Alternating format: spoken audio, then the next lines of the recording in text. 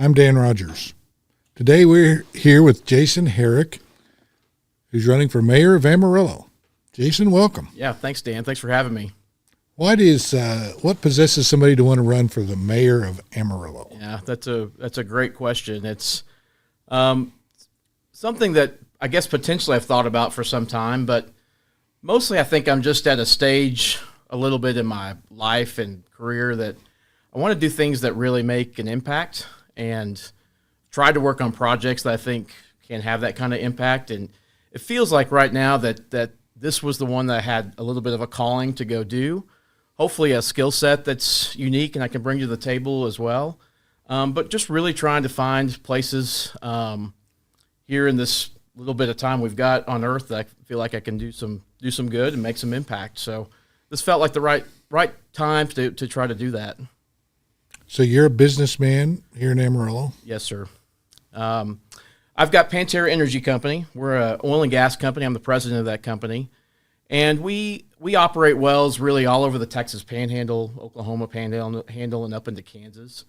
So I've been with Pantera now for 20 years. It's a family-owned business, so this was coming back to our family business. My dad started Pantera in 1982, and then I came in 2001 and have been here since then. So just started off pumping wells and kind of learning the business that way when I came back, and then slowly over time, we worked on really trying to make acquisitions and grow our business and picking up little deals like mom and pops that were maybe selling their production that was up in the area. When I came on board, I was the fourth employee. We had three of us there in the office, and we had about 75, 80 wells that we operated up around Pampa, but kind of over time, just tried to buy those little bits. Maybe it's a major that's leaving or a mom and pop that wants to retire, and just slowly grow our business over the last few years. So we've got 54 employees now. At our peak, we operated about 2,000 wells, and we're the largest producer of natural gas that's based in the Texas Panhandle. So have made this kind of our backyard and really where we spend most of our time looking for deals and trying to grow our footprint. Well, that's I guess a pretty good business to be in, but I'm sure it's a tough business.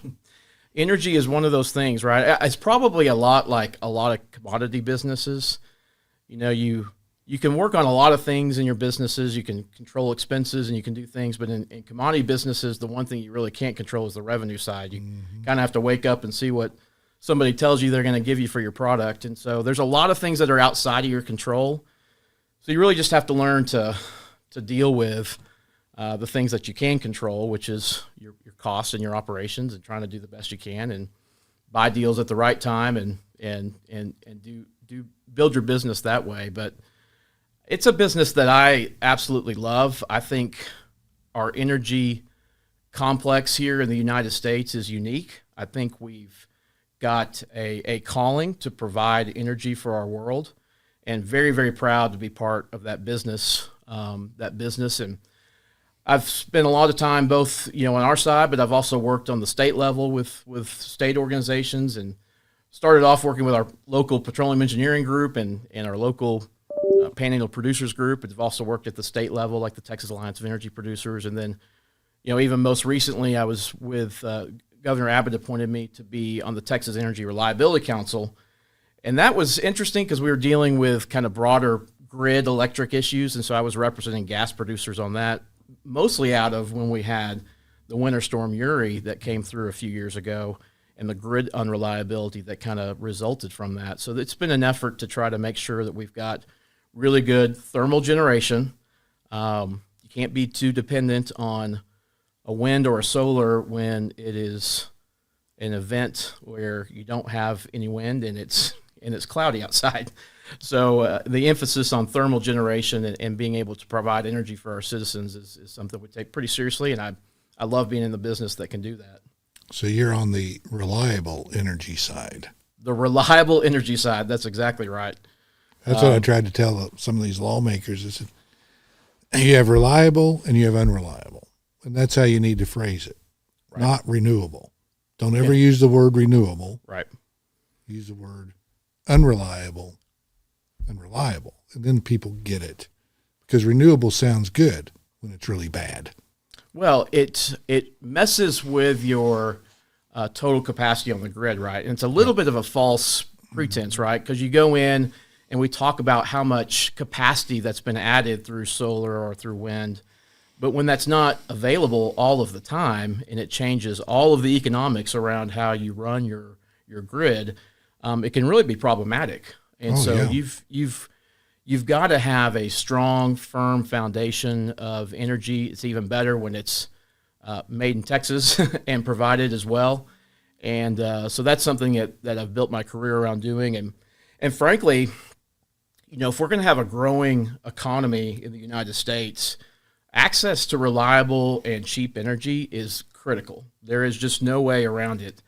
And so we've got to make sure that we've got that as a base and we continue to support it. And so that's certainly something that's close to my heart on how we handle energy policy through our state. Well, and all these wind farms are subsidized, right? Yeah, you move the economics around, right? And so when you have energy that you allow to put on the grid at different economic levels, it just changes really what's going on, and you start to see it on the back end is the problem. So, even a wind turbine, that's built for a 20-year life. Well, now you look up and it's been 20 years and they've been subsidizing that entire time, and now it's time for replacement, and they can't replace the wind turbines that are out there. You got to take them down. You got to put them somewhere, by the way, too. Where do you put them? That's right. And so, it's a problem. I think in general, most oil and gas people would be very comfortable with just saying there are no. I have never seen a subsidy in the oil and gas business. A lot of the Democrats will talk a lot about, well, we got all these subsidies for oil and gas. Well, we really don't. No, you got depreciation, depletion. It's the very typical depreciation that you would use in just about any other manufacturing business that's out there, or any business that's out there. And so to try to call those things subsidies is just an absolute gross misrepresentation of what is really going on. Yeah. But the bigger part is really, at the end of the day, we still have not discovered anything out there that is a more efficient delivery mechanism for energy than a hydrocarbon molecule. That's the most power packed that you're going to get, and we just have not found something that's more efficient than that. So, the internal combustion engine is the most efficient way to produce power. And I do think that the attitudes on that are changing, or at least I see that they are. And much of what we're doing, and some of it's being put on us, because as we start talking about bringing on data centers or really high energy electricity usage items that are out there, and now their business is completely dependent on having reliable energy. Yeah. They kind of start thinking about, well, do I really want to have that on a solar panel or a solar grid? It probably starts to make a little more sense. And what you're seeing is a lot more proposals now for natural gas generation capacity to be added, both in South Texas and up here. We're seeing it up here as well in our area of the world. We're on a different grid, but you're starting to see, I think, a lot more people pay attention to the reliability factors, as we mentioned, than maybe just the one you can get paid for by a government plan. Yeah, a lot of people don't know we're not on ERCOT. We're on the Southwest Pool, which runs from Maine to California, I think. Correct. So we're a regional part of the Southwest Power Pool, which it works differently, obviously, and so a lot of what they talk about in Austin and in Texas doesn't really apply to what we have up here. Although we do produce some transmission that goes down there, and there's a little bit of connectivity, but really we operate independently. And frankly, for our area, that has there are some benefits to that. I mean, we have some tie-ins to other areas that provides, when they were having the problems with Winter Storm Uri, I mean, we didn't have those type of problems here. We were able to safely supply our grid during those outages. So, yeah, I don't understand why ERCOT, and it was explained to me by an engineer one time, because we were fighting these CREZ lines. They were going to run them across the Paladero Canyon. Yes. And my wife and I got a group together and we fought them. And it took us several years, but we finally won because they were just going to destroy the canyon. Yeah. And no landowner really had the ability to fight. They don't know what to do. We didn't know what to do, but we did it. And we got them to go around it. But the engineer just made a mistake. But in that process, I learned a little bit about how it all works. Yeah. Listening to the engineers, and they said it's all basically they said it was a scam. The whole wind thing's a scam. And engineers will tell you that. It doesn't work. It's going to cost more than they're going to produce. Well, I kind of pride myself in being a business person. And when wind really started moving into the Texas Panhandle, I thought, man, I'm going to figure out a way to do this. And I'm telling you, Dan, I couldn't make the pencil work. I mean, unless you throw the subsidies in, it really doesn't work. No. But even when I did, frankly, when you start talking about these, multi-gigawatt turbines that you're putting out there that cost you millions of dollars to put in place, every time I went through the math on it, by the time I got to just about getting paid out on the deal, you have to replace all your equipment and you're starting back over. So, they're pretty tough to economically justify, I feel like. Well, and what they do to the landscape, I mean. You don't like the big red blinking lights? The blinking lights bother me when I'm headed, especially when I'm headed to Austin in the middle of the night and I go through Sweetwater and those lights are flashing. Yeah. They'll start, I mean, it's just like irritating. I can't wait. It's gotten pretty good when you go out towards Gurm, towards out I-40 as well. We go that direction a lot, and it's kind of got the same feel as you're driving through there. It's been they didn't have as many now, but when I had a plane and you fly to Austin in my 172, and those lights flashing under the ground, and it'll disorient you. Yeah. I don't know how you worry that what that has done is almost condemned some of that land, at least for certain things. I mean, obviously they can continue to run cattle and do certain things out there, but it's hard to imagine somebody wanting to go live under that type of scenario. Yeah, I don't think I'd want my house underneath one of those. It's not like Holland, Right. Yeah, not with a nice, cute wooden mill. Right. It's like turning. Going to produce a little water, right? Or run a grinding grist mill, right? But anyway, so you're in the oil and gas business. That's your main business. Is the earth continuing to produce oil and gas? Where's it come from? Well, it does come from millions and millions of years ago. Yes, we are still making oil and gas that's out there. We certainly still are discovering oil and gas that's out there. And it's funny, whenever we get into a crisis mode and we move to something that's above $100 oil, we seem to find more economical oil to go produce. So, I mean, it's reserves, obviously, that have been buried long ago from carbon formations that have formed in the earth. And so, certainly fields are discovered, they're developed, they become mature, and then you find new fields that are out there. The interesting part, though, is as we've continued to develop new technology, we continue to find new reserves. And so you can go and look at one of the interesting things to do just in your spare time. This is for all the nerds in the room, I guess. BP puts out a report each year. It's just the world reserves, essentially. And somehow, some way, even when we thought we were going to be completely running out of oil, 20 years ago, we continue to each year have about the same amount of reserves, even with what we're producing. So, I mean, my opinion is we have a lot of oil and gas reserves that are out there. We certainly domestically have a lot of natural gas reserves that are out there. We have a lot of areas of our country that we simply can't even explore because of permitting issues or lands that are locked out or things along those lines.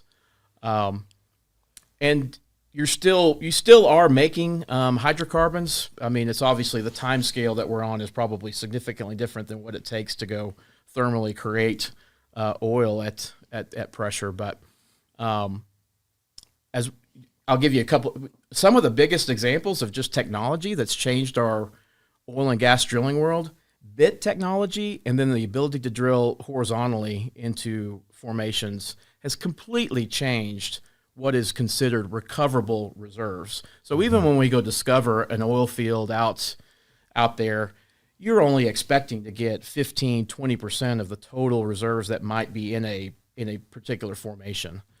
But now with new technologies where we've turned it sideways, you use GPS, you can now drill. We're drilling wells that are 3, 4, 5 miles out in lateral length, sometimes curving back around and coming back towards you.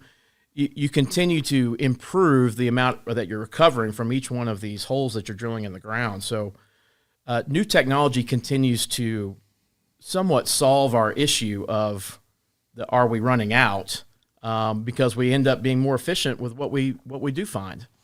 Well, that's what a lot of people who usually have some sort of a financial interest in something else claim, that we're going to run out of oil. But I'm like, I don't think you can.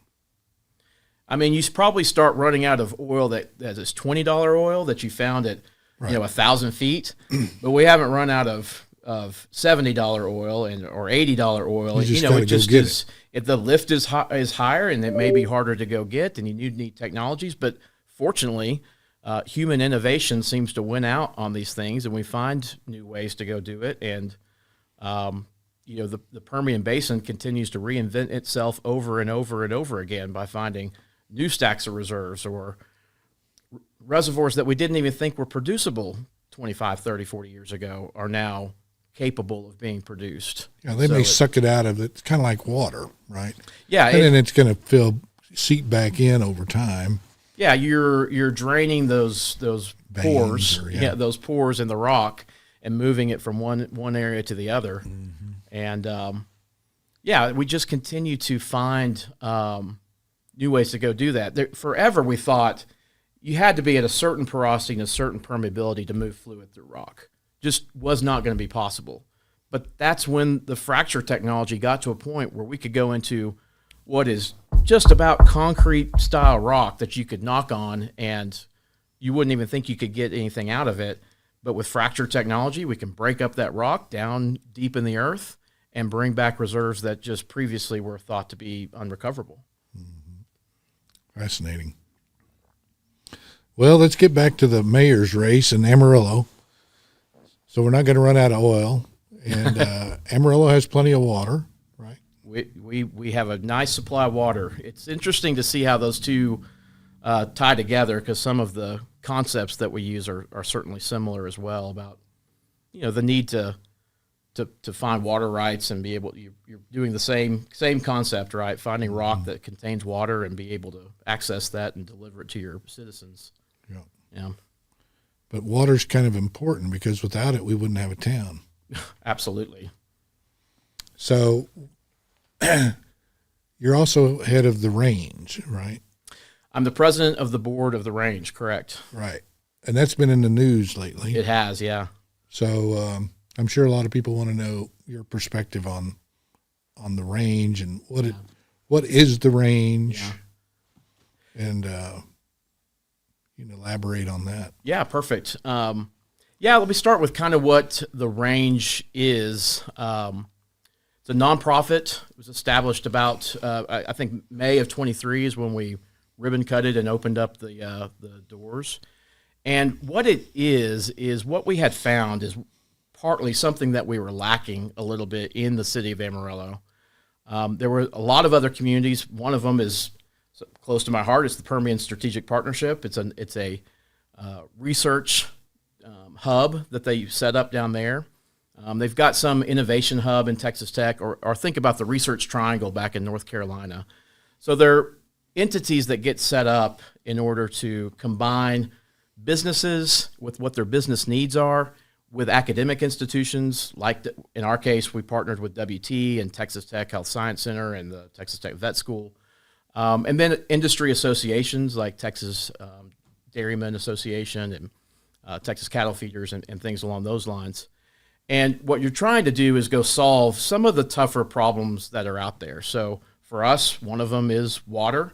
One of them is wildfires. That's one that's kind of particularly close to my heart because that's one of the projects, and we can talk about the details on it, but it's one of the projects that has a lot to do with oil and gas. And we had a big issue with obviously wildfires this past season, so it's a big concern. And then just workforce development that's specific to agriculture. So it's set up to be able to go out and identify whether that's state or federal grants. The grants that we've gotten so far have been from the Texas Department of Agriculture, just for example, to come in and apply those to our businesses that are here locally. So I'll give you an example that maybe puts a little bit around it. So when we're talking about water, there's been lots of studies over the years about what the situation of the Ogallala Aquifer is. And there's plenty of studies at WT and Texas Tech that have studied what that groundwater situation is and where it is and where we are at different places. What makes it more appealing to come from a growth engine like the range is to have some sort of business application for it. So in the case of the water situation, what can we do with this information we have and what kind of economic impact does it have? So can we go put out weather monitoring equipment that actually sits on the pivot and kind of helps control that pivot for on-off? So if it's raining, we make sure it's not on and then run it when it needs to be run. And can you tie all that together to make sure that crop yields match what that is? The problem is if you go out to a dairyman out there, I mean, there's no incentive and no reason for them to have to go do that. We live in a capture state, and there's no reason to go spend the type of money to go put that type of equipment in there. But on a bigger scale, you can apply some concepts to go get that out there and set up those businesses, and I think show that the crop yield can be kept exactly where it is, whether you're at 16 inches per acre foot or 18 inches per acre foot, and do some things to really affect it. It makes it much more appealing from a grant standpoint to have a business application associated with it than just going to a random researcher that's there in the academic world and doesn't have a real place to go put the research that they're doing into effect. So you're kind of trying to act as a facilitator between what used to be the land grant institutions or the colleges or the educational and get it to the business owners. Yeah, trying to put some sort of practical aspect to what might have been just old standard style research where a research institution it has a PhD student and they're just going to apply to go do a study. So you're going to be like the extension service for business. I think that's an interesting, that's a little bit of the idea. And some of it's to try to solve really specific issues for business. So I'll give you just another example, one that we've worked on that I think is really interesting. We've got an area called the Pro Process Center. We've set it up at the WT Enterprise Center. So the range has rented that space there. And we partnered with a company called Sealed Air. And Sealed Air is the company that if you go out to any of the packing plants or maybe to the cheese factories, almost every one of those guys have those they're giant pieces of equipment, and that's what they package all of the meat as it comes off the packaging plant or the cheese as it comes off its piece. So they're putting it into those Sealed Air components and doing that. They're $1.5 million machines. The vacuum seal, exactly. Yeah.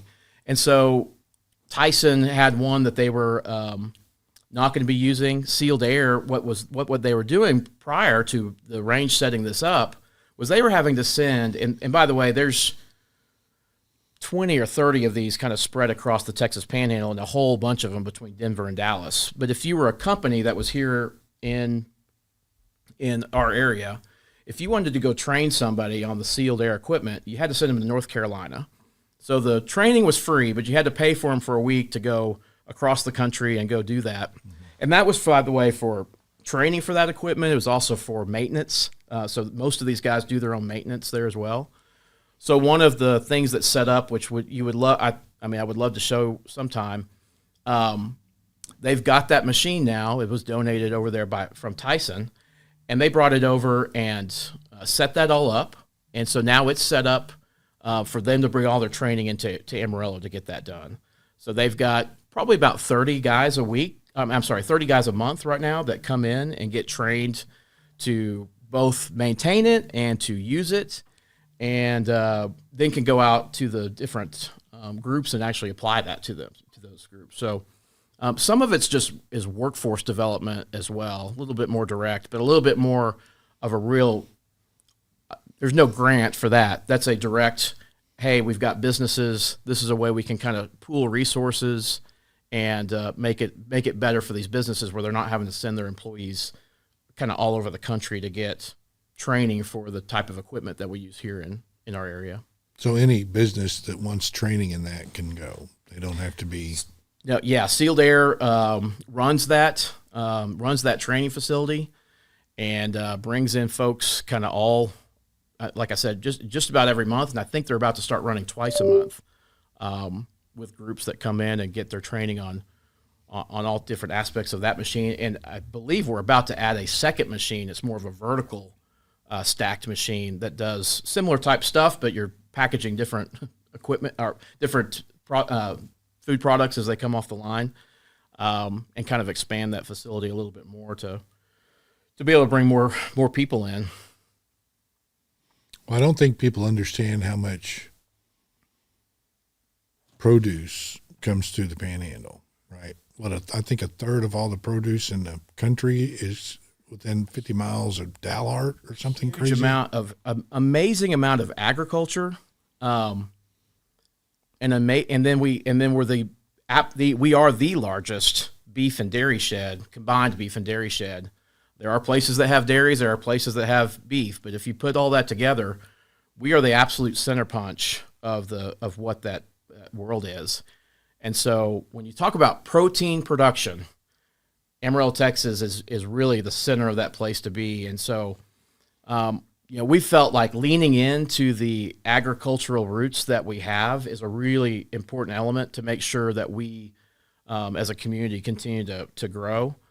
And that was really the purpose was, okay, what are the needs really out of businesses? You kind of start with that side of the puzzle.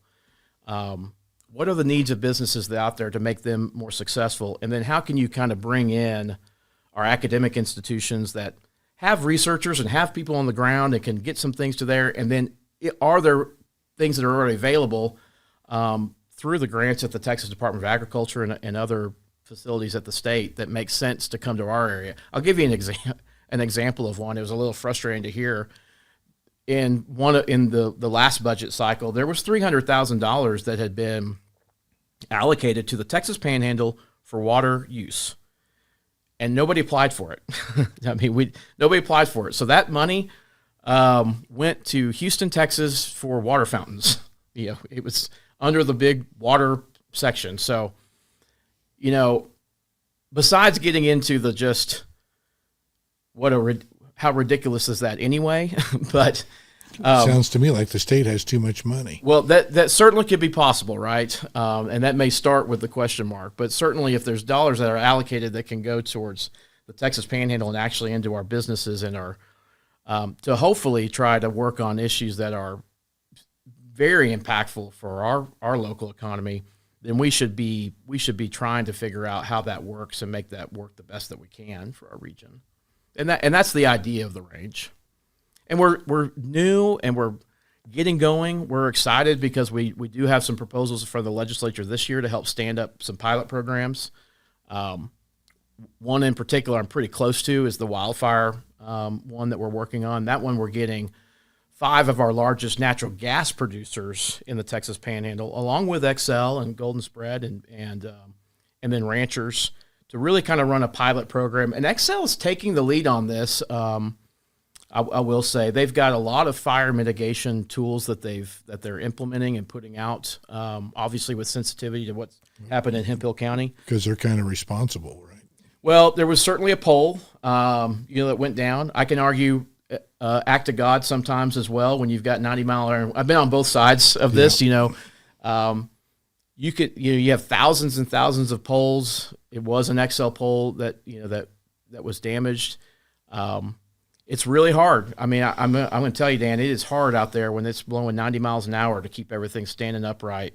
But Oh, I know. what you can do, and this is what the pilot program we're going to do, is when you have these energized lines, and we've got oil and gas equipment off of those lines, and then there's maybe municipal groups that are off of those lines too, and you can't just be quite as easy to just go shut off power to a municipality or a hospital or or something like that. Even when we were in the Hemphill fire that came up, you couldn't shut down power. Well, we did shut down power, but it ended up killing cell phone service in a lot of places. So trying to think through what those really look like, and then if you can use some of the technology that's available where they can put some fire mitigation on those actual electric poles, which is actually really impressive, and they can see about 15 miles in either direction. Now we're in Carson County, so you can see a long way in Carson County, right? Yeah, all the way across the county. Exactly. This is the old, watch your dog run away for 3 days. But if you can put that set up out there in those types of areas, and then as we get into fire conditions, can you go ahead and preemptively shut down those poles and de-energize those poles to certain areas like the oil field, so that when those conditions are like that, you don't have energized poles anymore. And so if they do fall, if the wind does come and it falls, you don't have active power going to it, and you prevent a fire. Well, that's it, yeah. But there's all kinds of, you're going to have an elderly couple on the line who's got medical issues, and then what happens, 100%. So it's not There's as a lot easy. of things to work through, for sure. Yeah, that's there's all kinds of things. I mean, stuff happens, you deal with it.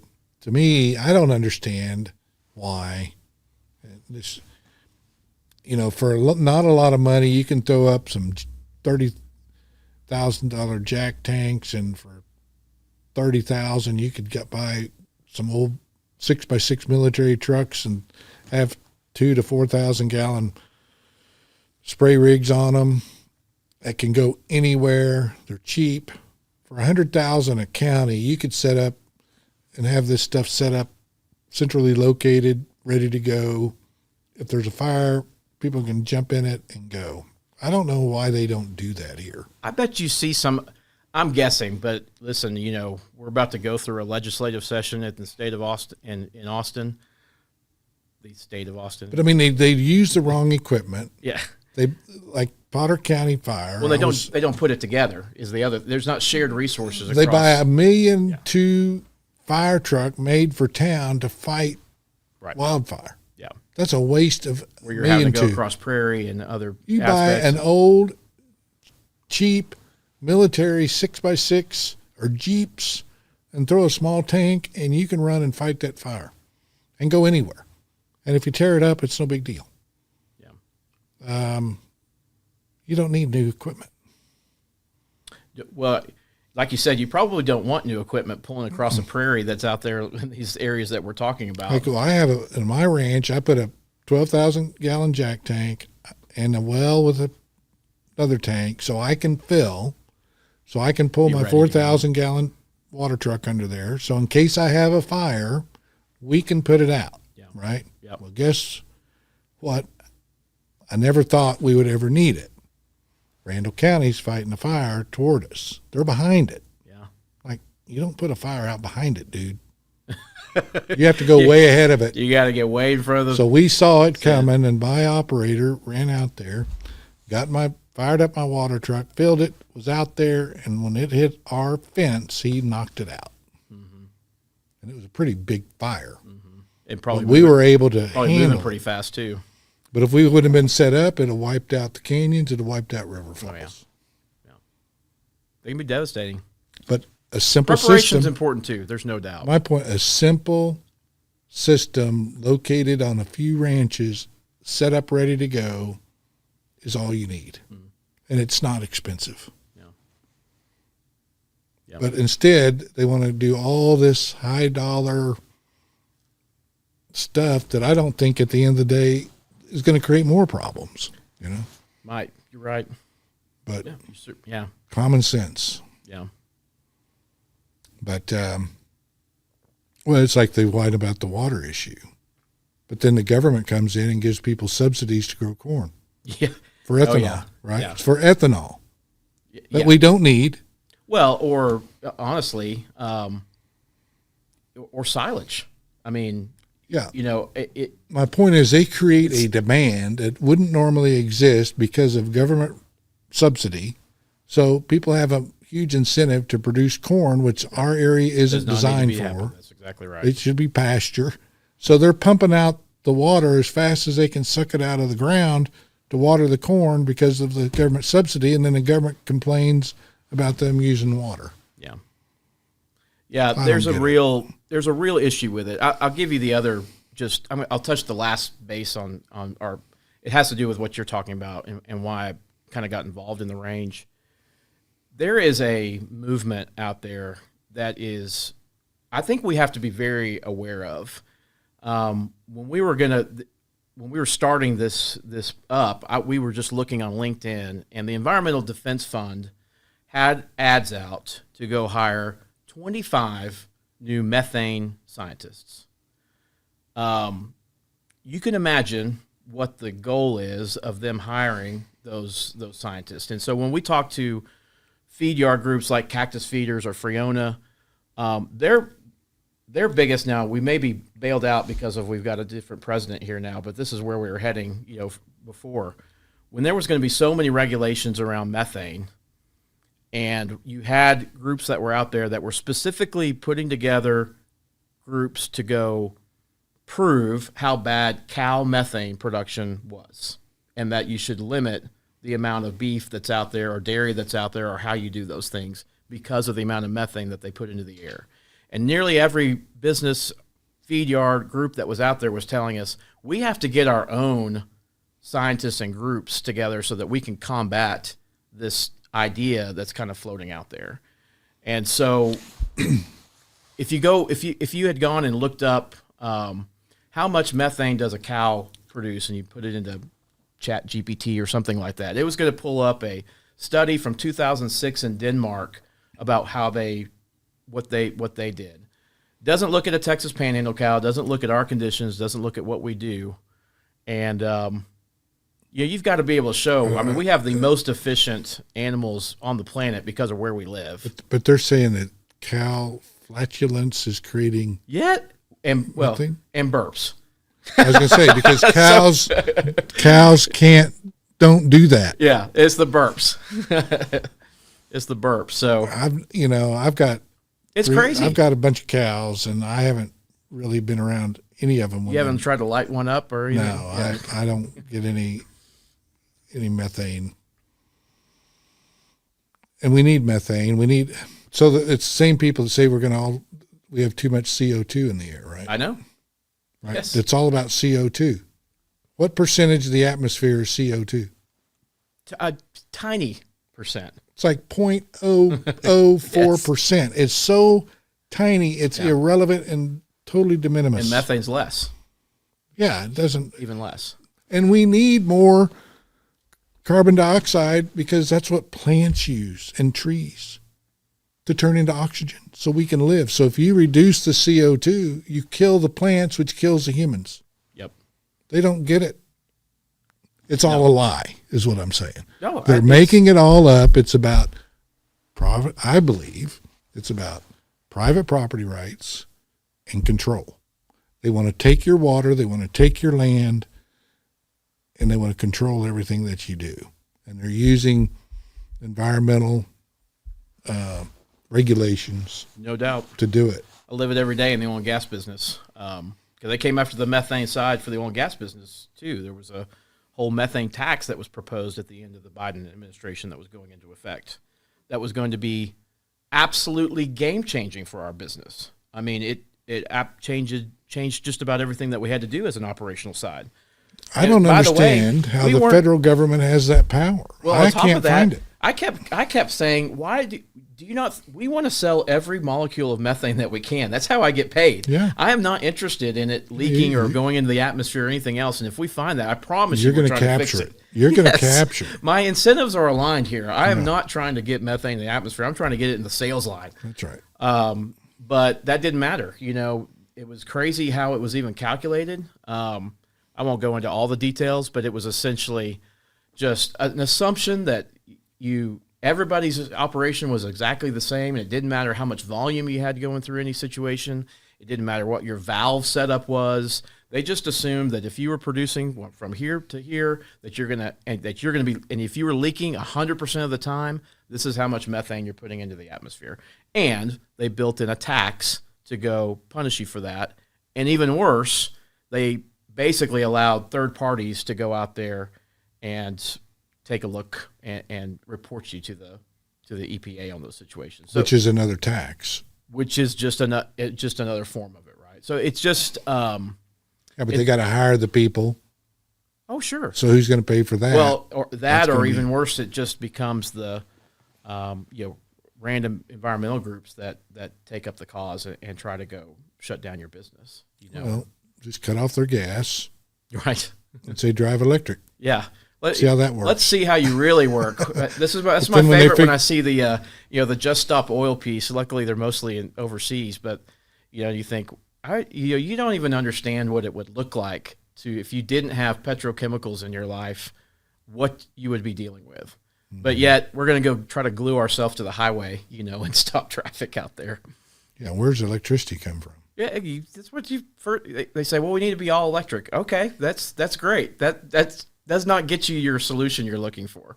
Now, if you want to go run, run everywhere or walk everywhere, I guess that's better. So, but. Well, the question is, does a horse at the end of the day produce more or less methane than an electric vehicle? Well, yeah, you are. How much carbon? You are right on the money here on this. How much carbon are you going to produce to feed the horse versus the electric car? Right. Yep. So my point is, we don't take all the inputs. They want to go backwards. That's right. To horse and buggy days. Right. Yeah, it's crazy. No air conditioning. I don't see any of these environmentalists doing without air conditioning. No, not anywhere in the United States. Or heat, exactly. So they're hypocrites. Well, it's worse than that, in my opinion. They have enjoyed the benefits of the where we have moved from living in caves to the lifestyle that we're able to enjoy in the United States and really across the entire Western world. That has been due to the ability to provide cheap electricity and energy to our populace. So you've enjoyed all of the benefits of being able to move your lifestyle from living in a cave and riding a horse to now what you can do with, and that might be from the pharmaceutical side, and that might be from being able to live in a region that you wouldn't have lived in before. But we're going to not weigh those same benefits when we go on the critical side and say, well, we've got to take it all back. Yeah, they think that if they use Uber, that they're not polluting, right? Right. Because they don't own a car, so therefore they're not doing it. Right. It's the same thing. Well, it's a naive look. But that's how they think. It's just a they naive look at the overall energy picture and how we. Yeah, they just don't understand how anything works. Right. They don't want to know. They just want to control and tell you what to do. Yeah. And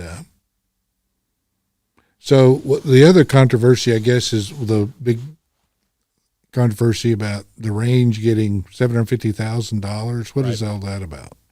Yeah. So this part is the question is around, so how was the range funded, or how did it kind of start up? And so kind of to go back, when they were trying to decide to even come up with the range, it started within and this was before my time, honestly. So I came in towards after this had already been funded. It kind of picked it up. And I think part of the reason I was brought in just experience in kind of standing up organizations and moving them forward. But the controversy, like you said, is really around, well, what happened to get there? And going back to I think it's about 2020 or 2021, the ADC took on a project to go see what it would look like to go make one of these research hubs. So they looked at Research Triangle, they looked at that Permian project that we looked at before and said, well, we don't have anything like that. And they ended up hiring a company called HRNA that had run the Research Triangle, and they had just done the same type of project in Lubbock, the Innovation Hub down in Lubbock. And so they hired them, they did a big study, They came back and presented it to the board at the time. And that result was, okay, this can be done. Here's what it would look like. They kind of said, here's the plan to go do that. And the ADC said, well, we like this plan. And so we're going to stand this up and be the founding member in this organization and let you guys get going. And so they reallocated dollars. And this is where the controversy comes in. They reallocated the dollars and prepaid the dues. So when HRNA came back, they said, here's your due structure. Here's how you should do it.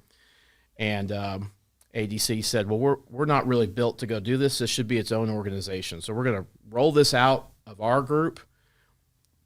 It is going to be a 501c6 and its own nonprofit. We'll stand up the seed money and let them go run it. And so that was the point in time they allocated the $750,000 to go stand up the organization. And that, by the way, is at the point that I was called, and it was like, okay, we're going to go do this thing. Can you go start it? And so the money got spent on kind of what you would expect. We paid the lawyers to set up the 501c6 and the 501c3 organization. And it was at the time, had a working title. It was called the Mayoral Global Food Hub. And we rebranded it and made a web page. And, we rented some office space and hired some staff and start going. And we roll it out in May of 23.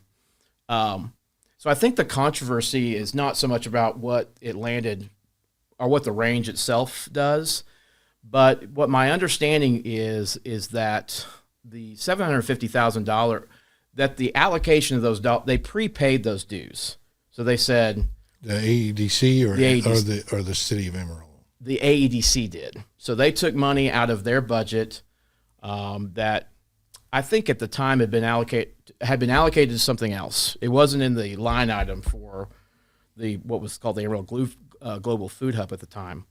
And so they took those dollars and they said, well, we're not going to spend all the money on marketing. I don't know if it was marketing, but we're not going to spend the money on this other area, and we're going to roll it out to this other group. And they made that decision as the ADC, and they did not take it back to the city council to get the approval for it.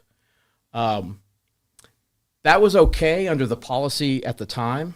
There was not a policy about reallocating. It was apparently at that time it was still just you just need to operate within your budget, and the ADC had freedom to go do that, and it was basically decided by their board separately.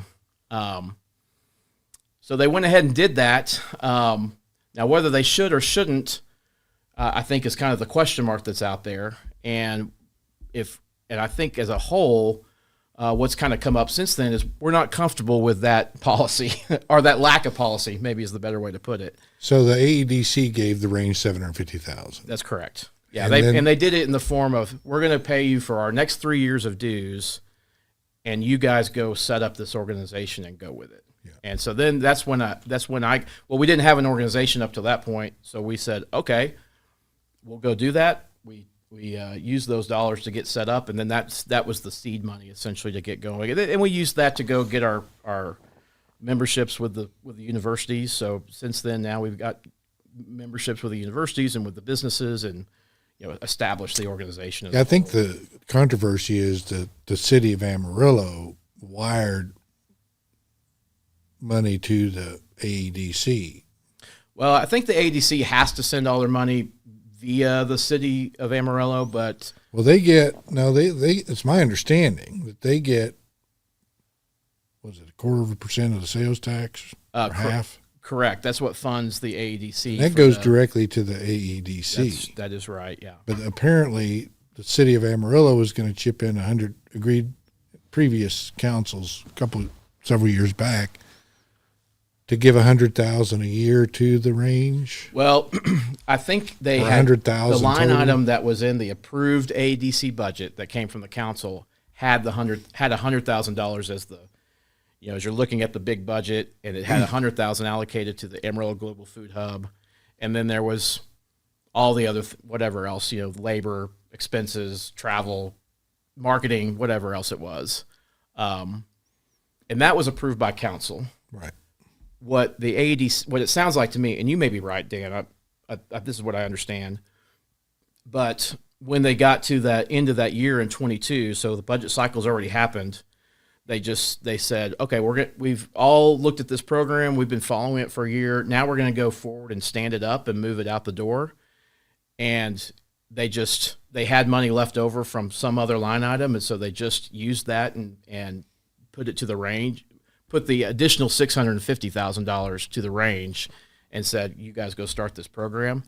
And I think the issue that the city council later had was, well, that you pre-committed us for 2 more years of dues. And so I think that maybe they were thinking it should have come from the AEDC, not the city council. Yeah. Why did the city wire money to the AEDC? I think that went to the AEDC is my understanding. Yeah. 750,000 to, maybe it went to the range. I don't know. I think it was in their AEDC budget to be used, but I mean, they're getting $25 million a year from the taxpayers.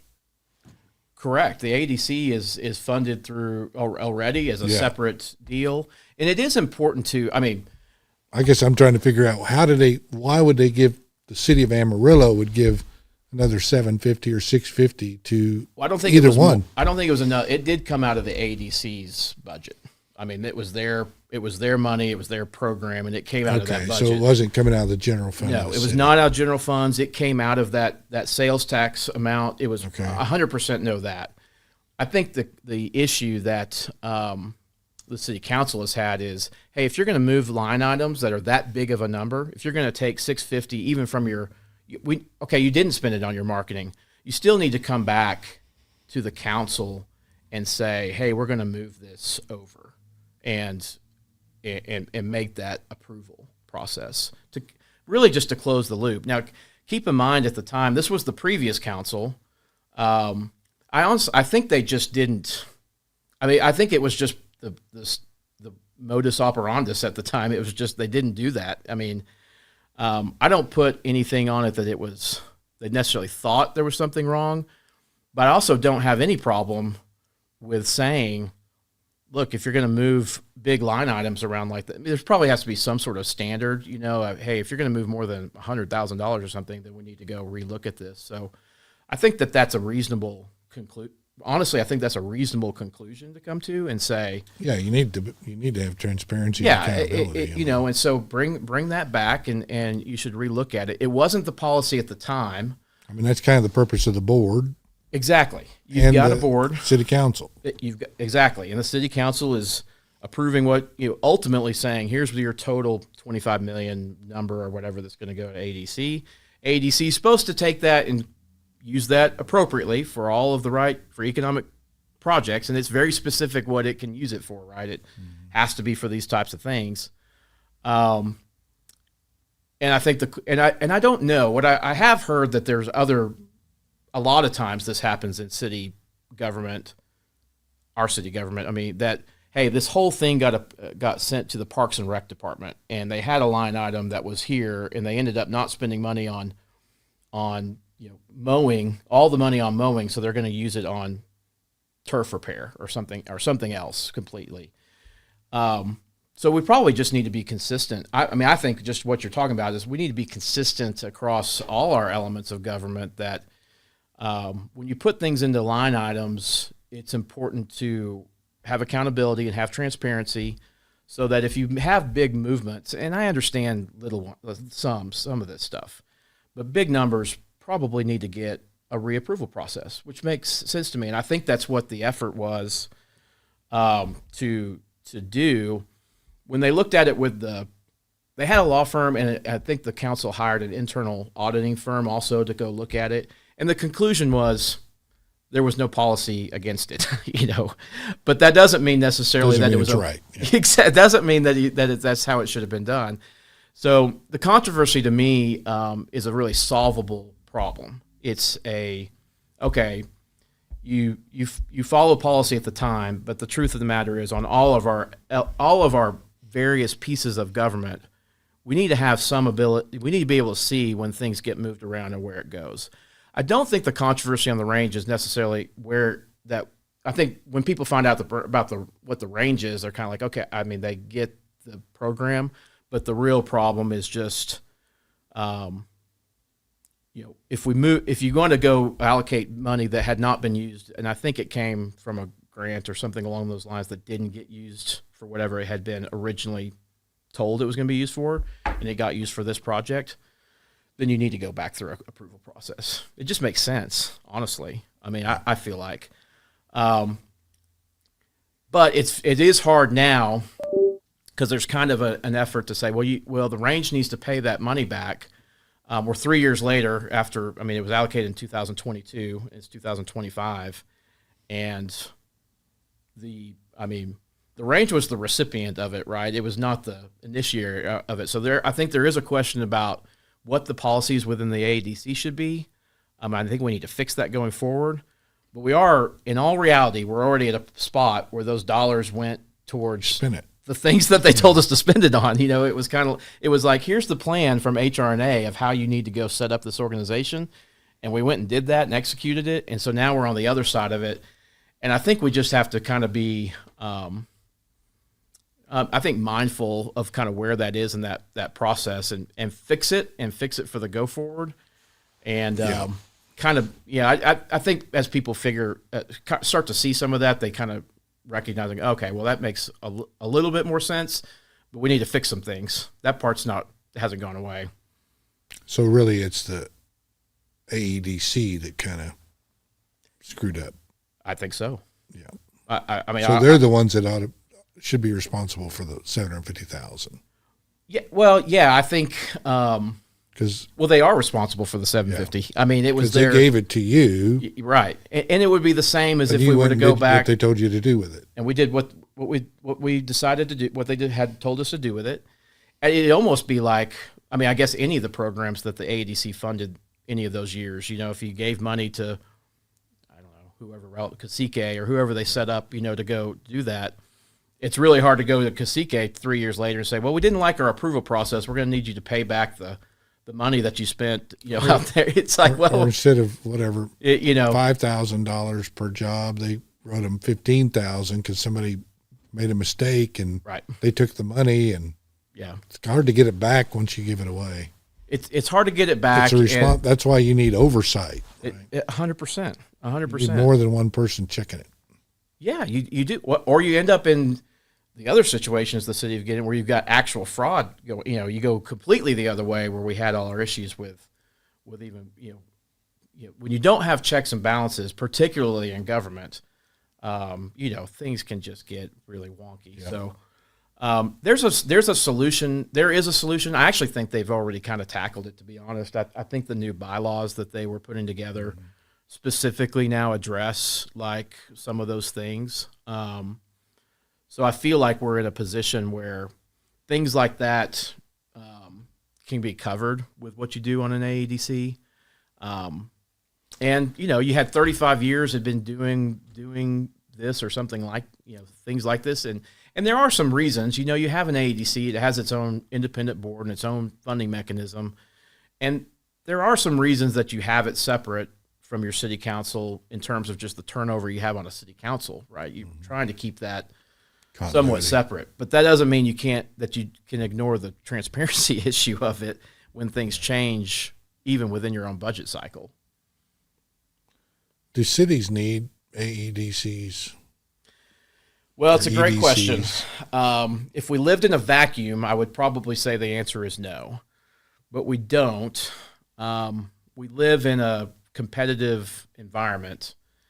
And so I do think that there is a lot of value to deciding as a community, which is what we did 35 years ago and voted that in, dedicating something to go try to make sure you have mechanisms to grow sales tax growth. And Amarillo is a little unique because we have so much of our general revenue that comes from sales tax. It really keeps that burden off property tax. But I will say this, I do think we have to be more, here's what I don't like about the generic way EDCs work and how the Amarillo EDC has worked historically. I don't think EDCs should just be a real estate transaction business out there where we go secure and buy land to then incentivize companies to come in and take that land and then provide abatements that they're in there. I don't particularly love that model exactly. I think really if you want to be competitive about bringing in jobs and job growth with an EDC structure, I do think that you have to be thinking about this a little differently. I'll give you a little bit of an example. I think Abilene is one of those. They just got the $500 billion Stargate data project that President Trump rolled out. Huge project for Abilene. How did they get it? Well, they had land. That was part of their package. They gave them 890 acres or have provided that. It's kind of by the Air Force Base there. But the other thing is they're cutting edge on their energy side. So kind of going back to our earlier conversation, they're kind of at the end of a line there. They have dedicated electricity they can provide, so they can go out there and they can work to provide probably sub-retail cost electricity, which if you're a data center and that's your number one expense is electricity, some way to knock that down by 10% might be the big difference between whether you move there or not. So my point of saying that is we have some unique things, I think, around our area, back to our grid. We've got a much more secure grid, I feel like. We have the ability to potentially add generative capacity with Excel that can sit there. We've got natural gas lines that all come into the same spot. Can you add generative capacity out there? And maybe that industrial park that you've got set up there becomes not so much a real estate transaction, but hey, we've invested as a whole into more electricity generative capacity, and we're providing a retail cost that's less than what you would get if you're out down in ERCOT, which ours is a little bit less than ERCOT anyway, by the way. We already pay a lower per kilowatt hour here in our area than they do down there. And so can you make that part, can you be a little bit more creative about how you really deal with those dollars to attract companies versus just, I feel like kind of buying and selling real estate sometimes, or even worse, building out capacity with the hope that it gets filled. I see a lot of cities around the state do that, where they go build a huge warehouse. That can be kind of subdivided. It's great; they can move fast and they can attract companies in there. But I don't know that that's the best way to be really competitive on manufacturing style businesses that you want to attract. Well, I guess basically, if one city does it, everybody does it, right? Yeah, it's hard to live in because you're basically having to pay a bribe to bring them to town, to me, if you have low taxes, good infrastructure, good quality of life, safe communities, and good schools, you're not going to be able to stop businesses from coming. That's all you have to do. Those things are big. Getting those things That's right what people want. Those things are big. There's no doubt. And people move where the good schools are. That's why the growth is going south. Right. It's not because there's more land. I hear all these people. It's because of the schools. There is clearly a competitive race that's being won by Canyon schools and Bushland schools versus Amarillo schools. I mean, I don't know that you can look at like you said, where growth goes and ignore what's going on there, right? But if you're going to move to Amarillo, and you have kids, you're going to look at the school system. Schools are huge, for sure. That's where people are going to move to. Yep. It's just the way it is. Yeah. So you can follow the schools. I've noticed that all my life. I thought, but nobody sees it. I mean, nobody mentions it. Right. But that's what matters. Yeah.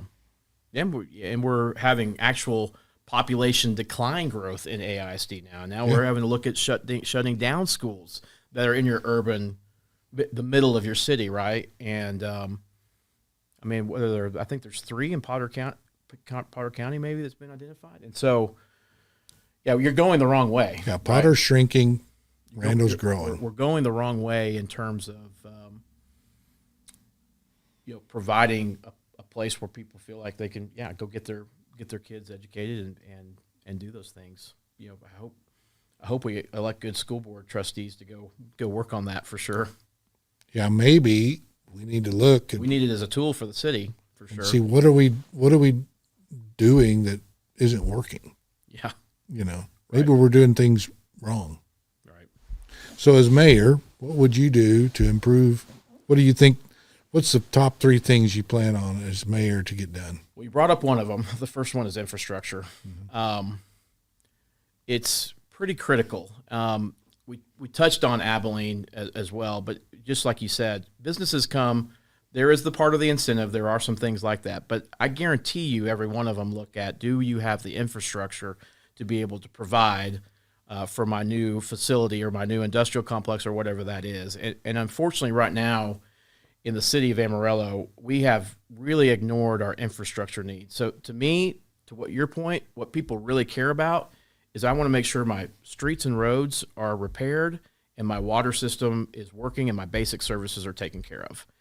And we have put ourselves a little bit in a situation that That's we have all the to tackle. city is.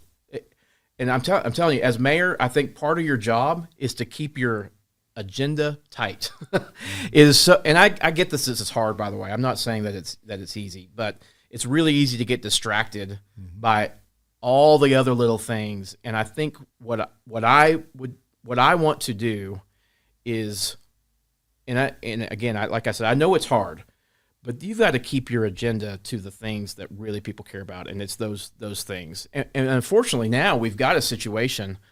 Our wastewater treatment facility is in really, really bad shape. Talking with the city folks now, we're talking at a point now where we're maybe 5 or 6 years from being in violation of the state of Texas for TCEQ, Texas Commission on Environmental Quality. If we get to that point, we're shutting down that Hollywood Road facility, and your toilets aren't flushing anymore. I mean, it's a really bad situation. And we've kicked the can down the road. I think this doesn't just rest with the last guys, but they're not looking at it either. We've got to make this. We've got to really get our hands around what that looks like. And to do that, you've got to pull a lot of things off the plate.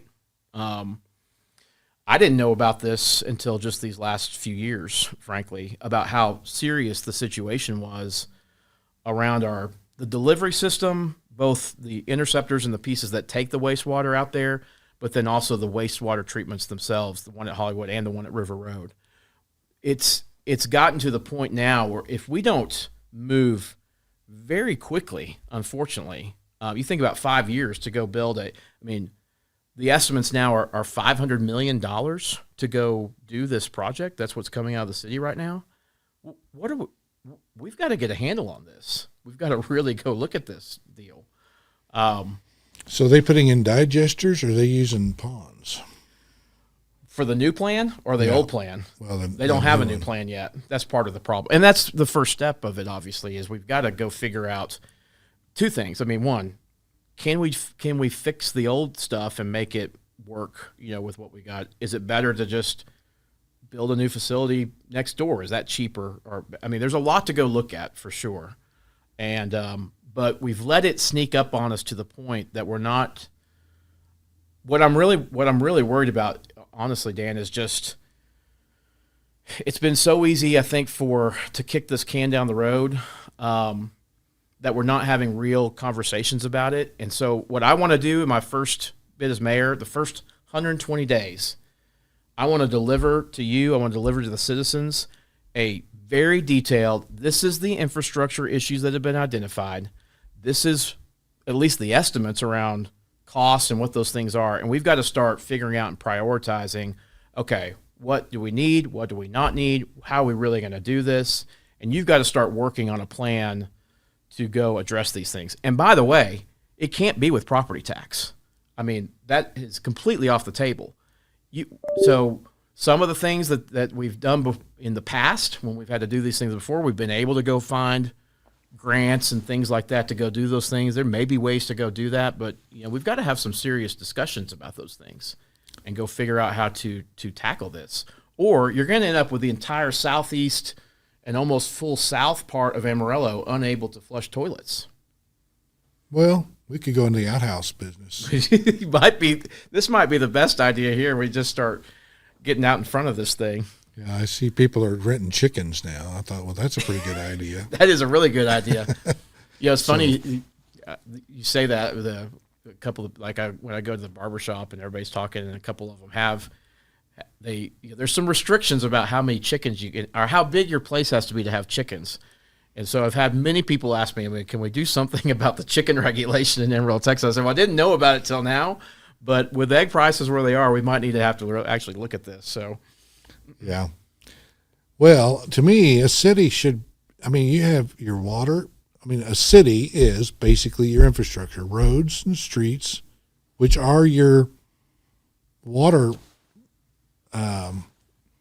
That's your storm system. Drainage system, of course. That's why you have curb and gutter. Yep. Number one, it holds asphalt together because asphalt doesn't stick together unless you hold it together because it needs a lot of compaction. But so you use that as your waterways and your storm drain system. Right. And then you have water and you have sewer. Right. Your utilities should run your city. You should make enough money off of your utilities to pay for them, to pay the costs, whatever the rate is, right? It's got to be a usage model. It's the only way to do it. That's the way I look at it. And I do think we have to do a better job of separating out residential and industrial, by the way, on what those are. I do think that some of that needs to be recognized. So. Well, the TCEQ or the PUC is going to set your rates. So you're going to say, here's what it costs me to run it. And there's probably a lot of efficiencies that could be done on the water and sewer. On the sewer's one thing, actually sewer's a lot more complicated than water. It is. Water's fairly simple. Yep. You just got to keep your chlorine up and right. It's pretty simple. And we took some shortcuts as we developed out our sewer system, kind of going with some of the lift systems, got lift stations versus doing our interceptors. So now you've got this, a new development would come on, would go put a new lift system in.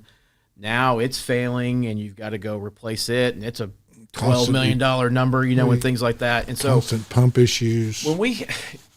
Here's what you have to do as we prioritize how to go handle these things.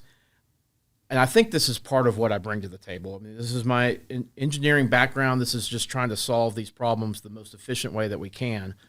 But do we need three? I mean, if we've got one lift station that's about to go out and there's two others that are servicing out there, does it make more sense to maybe take all of those out and put in the interceptor that you're doing or one bigger facility? I mean, we've really got to look at how to be more efficient with our development. What does an interceptor do? Is that just using pressure to raise it? It's the big, gravity so flow? it's your gravity big line flows that end up taking it out directly to the wastewater treatment facilities. And so, well, lift station is really just pumps. It's a pump, and it's coming up. So and then it shouldn't cost that much. And then you're putting it into the well. I agree with you.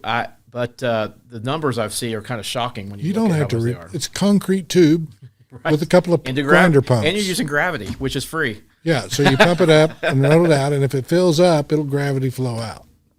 Yeah, you just got to keep an eye on it. Yeah, to me, this is why you've got to.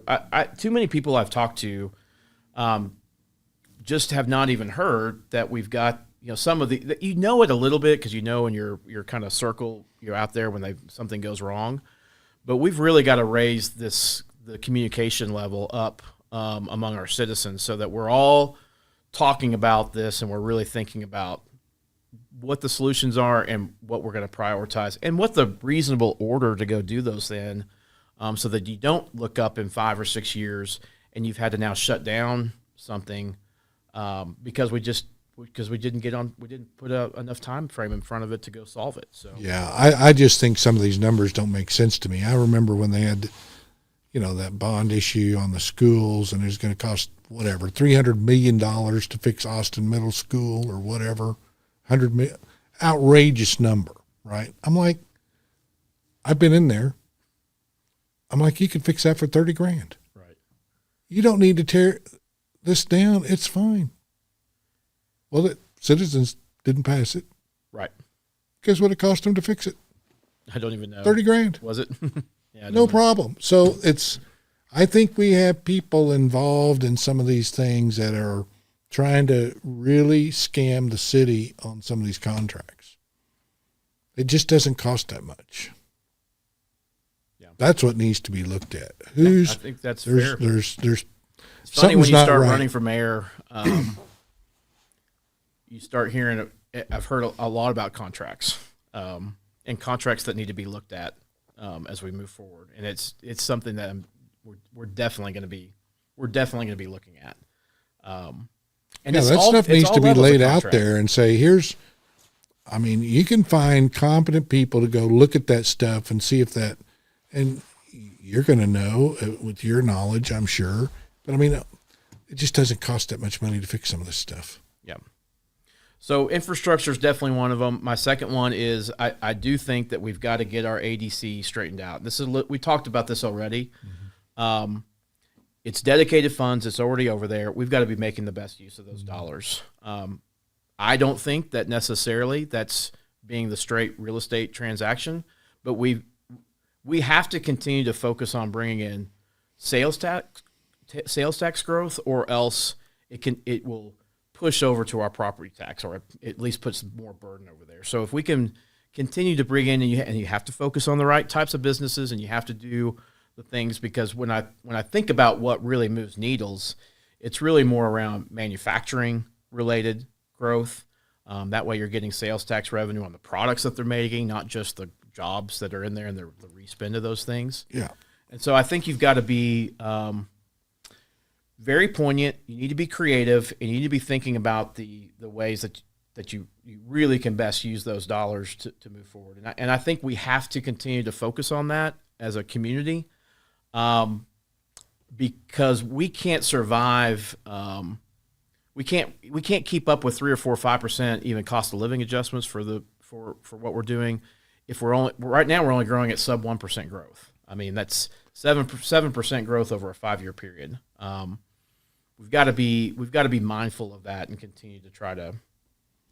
Well, I bring think it's businesses wrong that to can push anything on property taxes. I think we should get rid of property taxes. Thank you. I will. If we want, I think there's a way to do it. I'm happy to have that whole. I agree with you. So we're getting to a point in the state of Texas where we are frankly just about becoming uncompetitive because our property taxes are so high. People are moving out of businesses are leaving Texas now. We've done it too much, and I can compare. I've got some property in Colorado where you pay a eighth of what my tax bill is. To me, you here. should charge a sales tax on real estate when you buy it. You're done. Yeah. Everything should be treated the same. We need major reform. And the legislatures will say, well, we might not bring in as much money. What if? Good. Yeah. It's not your money. Well, on top we need of to that, start electing people that understand it's the people's money and not theirs. think about the mechanism that's built around our property tax. It's piece. an industry. You've got the evaluation part of it, the appraisal part. I live this because we have to pay property tax on every oil and gas property that we have. Yep. So for every county, right? Well, it is a process. You get your stuff in April and May. By the way, that Renditions. depends on what the commodity price was for the past year, and you're going to go run what that valuation is, and you're going to go chase that out, and we're going to go try to fight over the property values and stuff. And we spend months just talking about what this valuation is, and that's before you even know what the rates are going to be. Because we won't find out rates till August, right? Yep. So I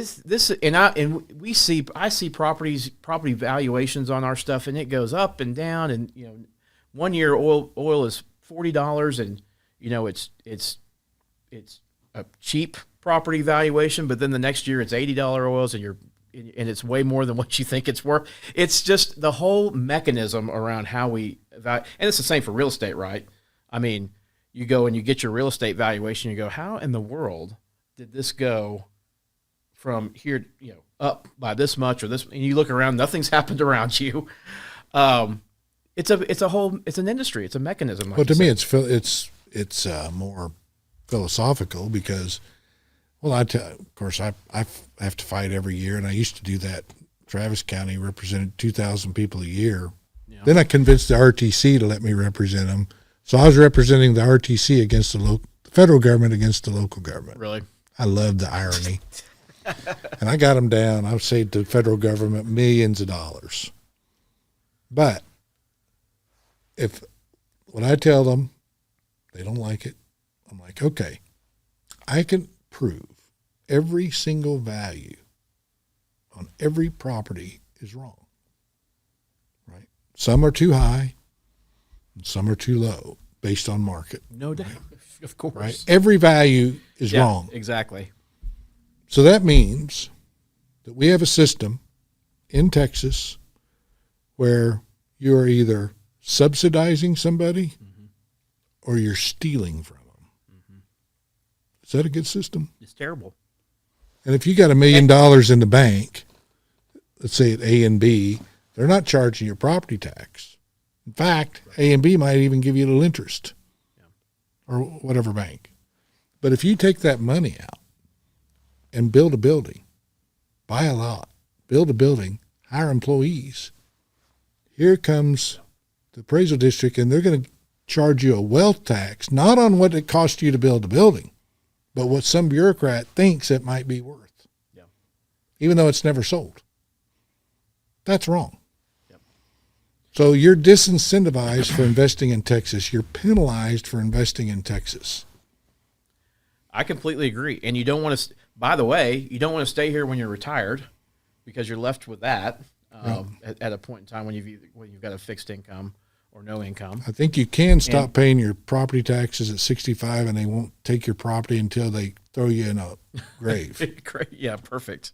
Then they take it. Yeah, then they take it. But this is a feudal system. Yeah, that's right. This is left over from England. That's why we got away from England and came here to get away from the feudal system, and we're right back in it.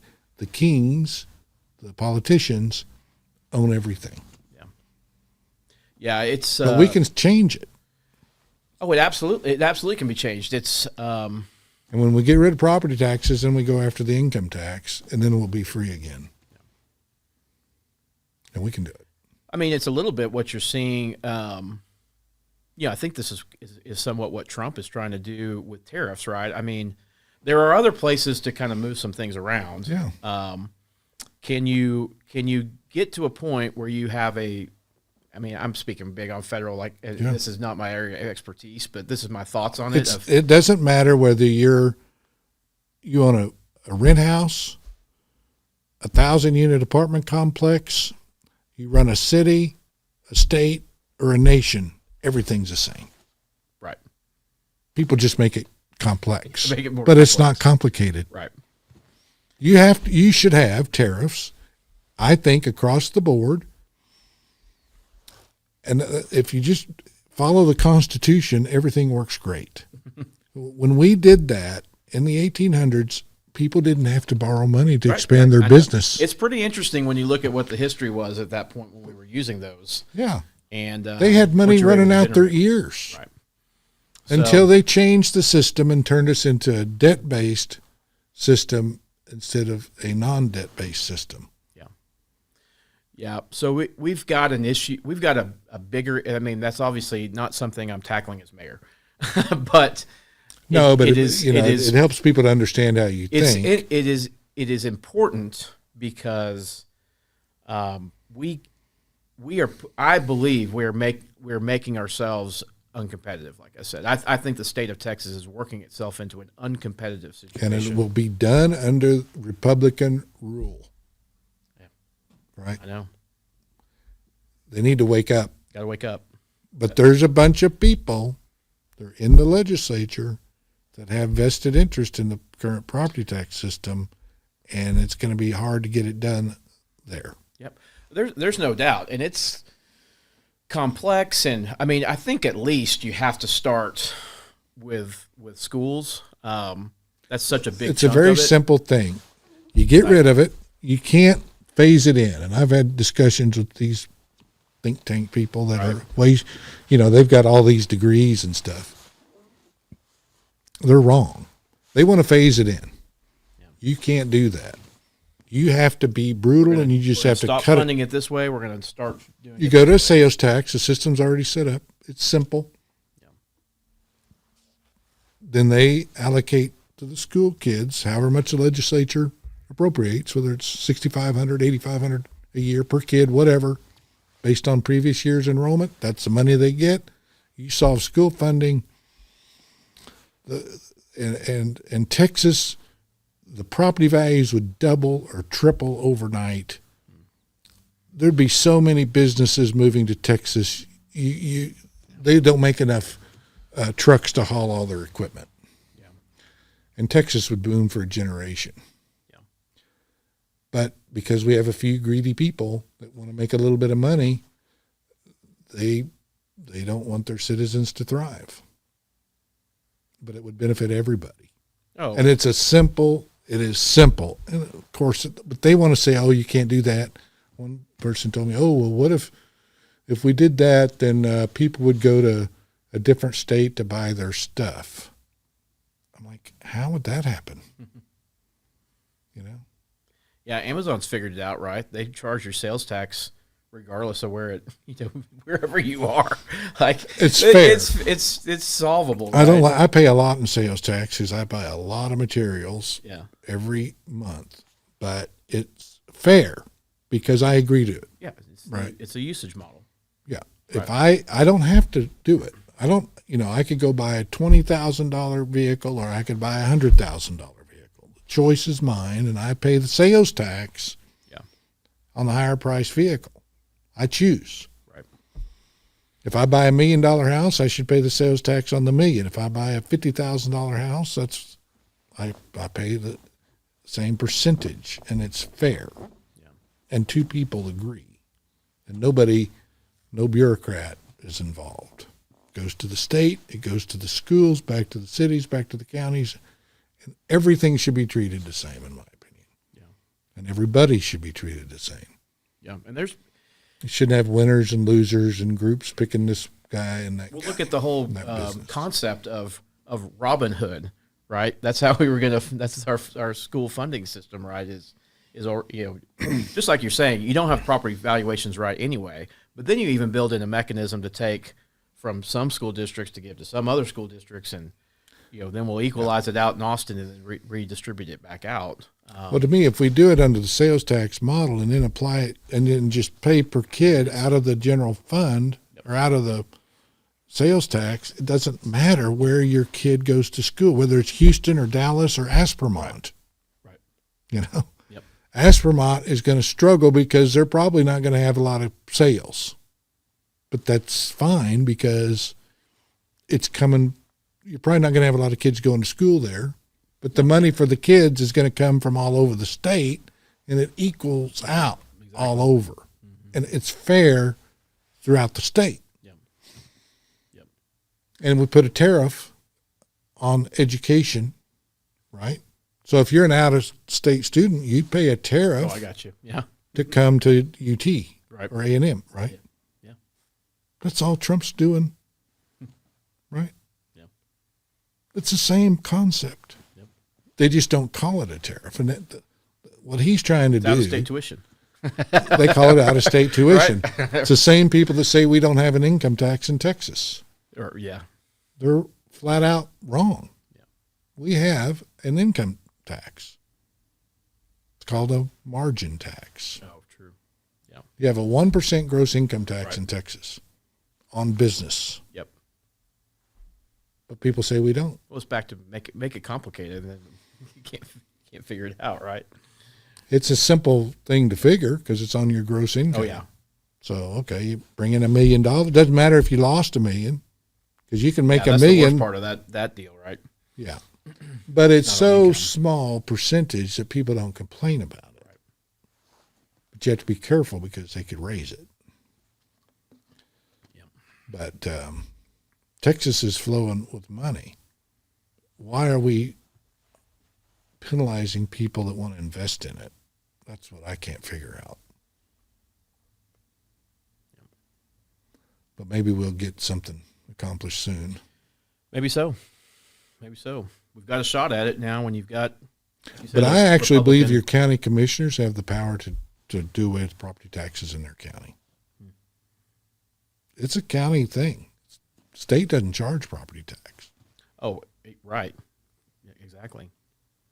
So it's your school districts, your county, and your cities. Yeah. Yep. So I don't know. Might have to get creative and figure out a better way. But I just don't understand why a city couldn't operate with the money that it brings in utilities. A private utility has to. Why can't the city of Amarillo? Well, it might. There's probably a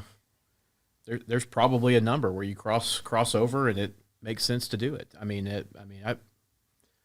don't know that I can sit here right now and say what that Well, would and need it's to like be, their but drainage you're right. tax. I call it the rain tax.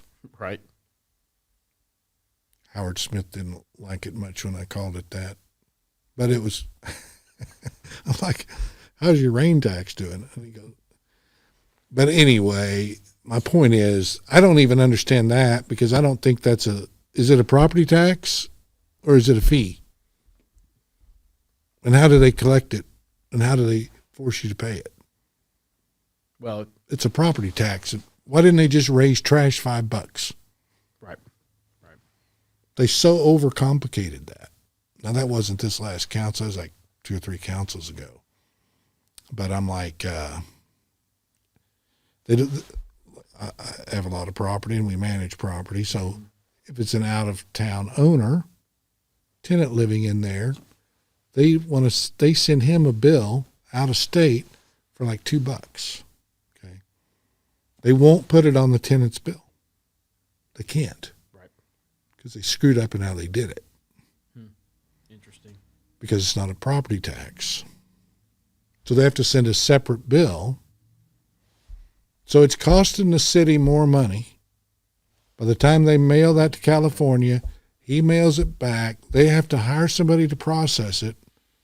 And nobody's done the math. Yeah. I think it's costing the city more than they're bringing in. Might be. Why don't you just straighten it out? Well, I hope I get the chance to. You know what I mean? I hope I get the chance to. The city should get on that. Yeah. It's nothing but a nightmare. And process, it's one of the things I pride myself. That's what an industrial engineer does is processes. And, we need to look at ours. We need to look at them. I mean, you got to take a really serious look, and these questions need to come up, and you need to be able to answer the questions first off, but secondly, there are other ways to skin the cat, and I think what I pride myself on a little bit is that I'm not in the boat where anything's off the table if it's a way that we can do things better, more efficiently, save money. You've got to look at it. You've got to look at it, and sometimes they're tough and complex problems, and they're real big numbers, But at the end of the day, it's worth the time and the effort to ask those types of questions and to be able to say, and have people at the table that can say, why are we doing it this way? Why are we going to go try to repair these 3 lift systems when it would have cost us less to do it this way? Why are we sending these things, disallowing the ability to send it to the tenants and then having to go through an extra process and pay for all of that effort? Let's think about how to make this policy change rather than just continuing to spin out. That's like the definition of insanity, right? Yeah. Now this last council's, I think, done pretty good, but the one before, not so good. But why they had to buy a whole new accounting system to keep up with the drainage fee, tax, whatever, that nobody can tell me what it is. What'd that cost? Right. I could run the whole city out of my little simple property management system. It's not that hard, or your system you could probably use. It's just not that complicated. I mean, we allocate utilities. We do all kinds of cool stuff. It's not hard. Man, I'm still using this old, it's called Petroware. It's an old oil and gas system, and I refuse to go switch to the new fancy accounting systems that are out there that, by the way, they're going to charge you $80,000 a year to go use. Mm-hmm.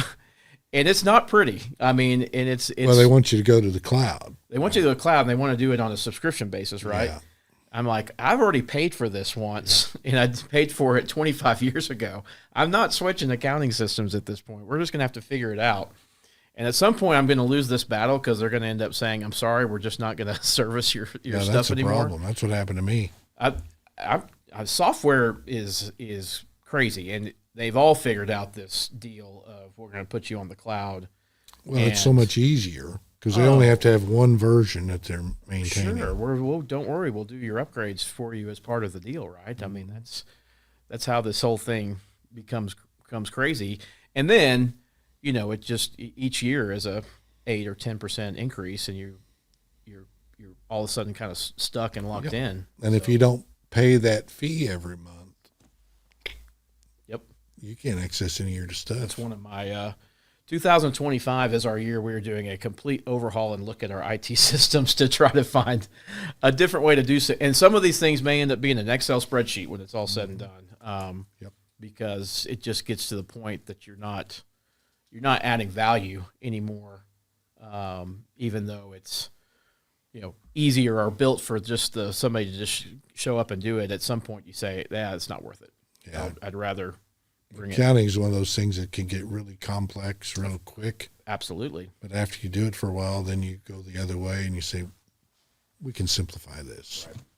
Right. You don't need all those chart of accounts and all that detail. Yeah, exactly.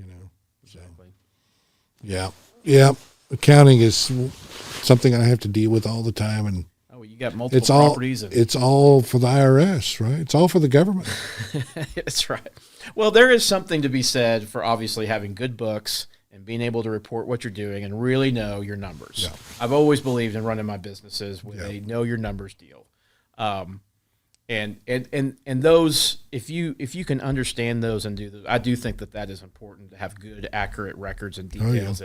And at the end of the day, really know, am I just talking about gross revenue, right? Okay, great. We made a lot of gross revenue. I didn't bring any money in, at the end of the day. You've got to know for sure what those are. And I'm sure for you, it's on every property. You need to know the ones that are doing well and the ones that are not doing well. I need to know that on every oil and gas well. I mean, if it's losing money every month, then it's not doing any good to continue to do that. So, you do have to know you do have to have enough of a system to really know and be comfortable with your numbers. And I think that's an important job of business owners. I think it's an important job of a city council member. Mm-hmm.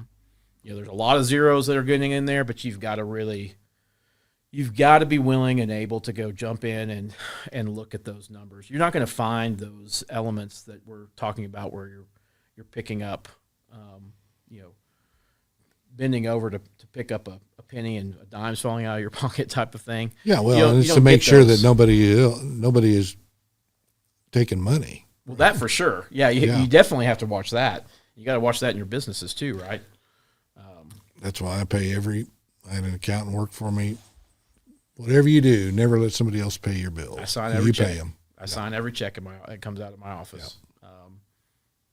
That's exactly right. And you got to build some walls up around stuff too, and make sure that they can't do access to things. And there's. But the city government's a little bit more of a problem because you don't sign the checks. You're right. You got somebody else doing that, and it's a lot harder because most business people like us, we have everything in our head. We know. Yeah. Inherently, we're going to recognize if something doesn't look right. Yeah, you see it. But in the city government, that's different because you don't have anybody in charge that's writing the checks. That's right.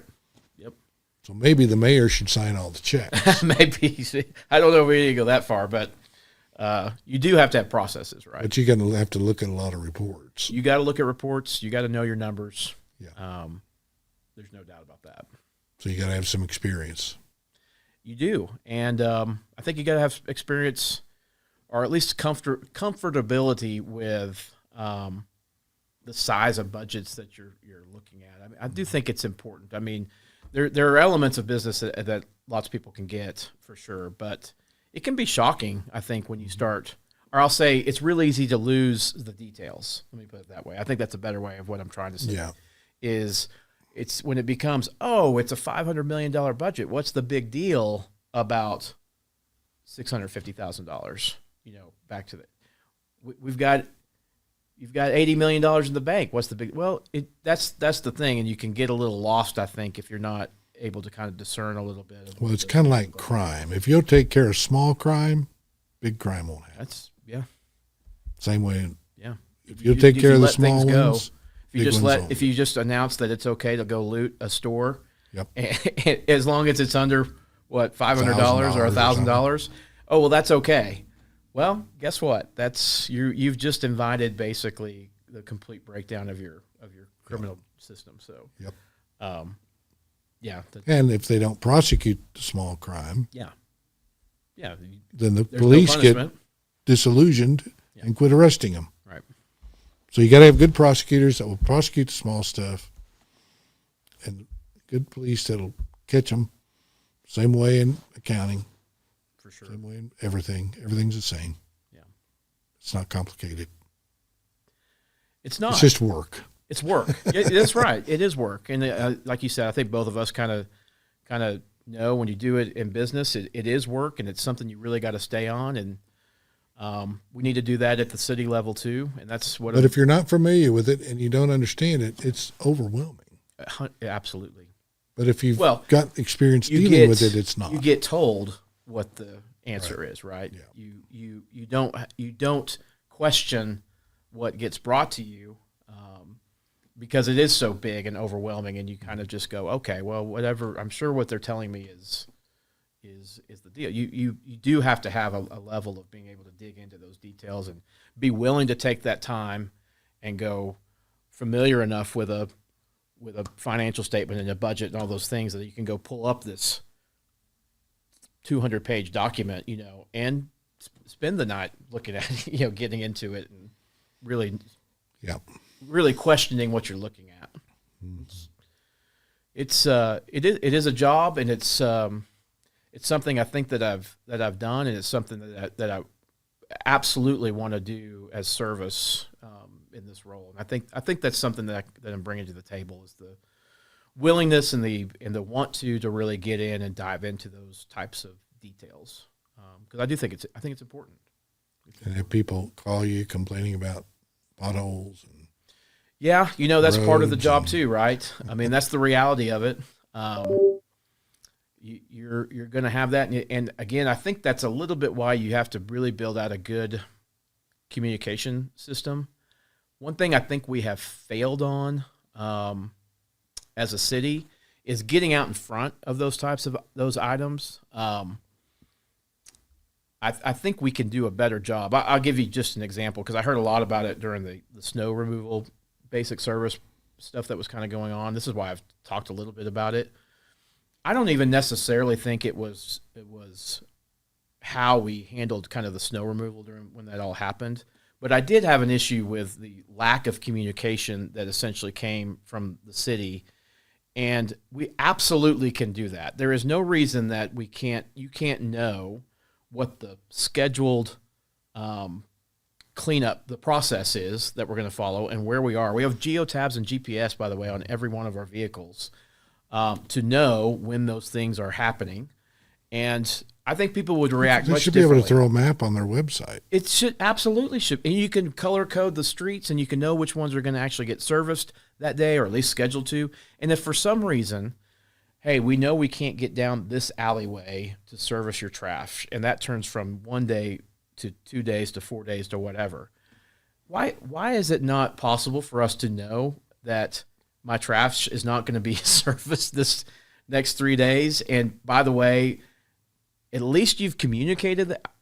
You're not going to get this right all the time. It's about communication. They could do it a lot of different ways. I could do it for them. It's like I have the system set up to notify them of everything. We track all of our trucks and everything and everywhere everybody goes, right? Make that available so the citizens can know. And if something's going to happen and I'm not going to get your trash serviced at 8 a.m., it's going to be 4 p.m., or it's going to be tomorrow, or it's going to be 2 days from now. Here's your options if you need to go drop off trash or do something different, but then we're going to be there in 2 days. That information can and should be available for people to go look at. And I feel like it's a little bit like, you've got the Uber app now. Mm-hmm. And, back when you would call a taxi, right? You'd call the taxi and he's like, okay, well, I'll be over there. And then you'd wait and you don't know where he is. And you sit there and you get kind of frustrated. Yeah. And that's before cell phone. And that was, exactly. You just called from your house, right? And then, all of a sudden it's been 30 minutes and the taxi's still not there, and you're calling the service again. But with Uber, the great part is you know exactly where that guy is, and that he's 5 minutes away, now 4 minutes away, now 2 minutes away. Yeah, you can even see what the car looks like. Yeah, what car it is and what it's like.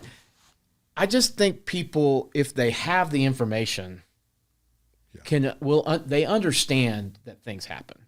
Yeah. We understand that we didn't have one truck for this day, so it's not going to get service today. But they've got to have the information. It's so much worse on the other side where you're going. Yeah. I don't have trash service today. It was supposed to be here yesterday, and now it's not here 2 days later. And that's what starts to drive people crazy.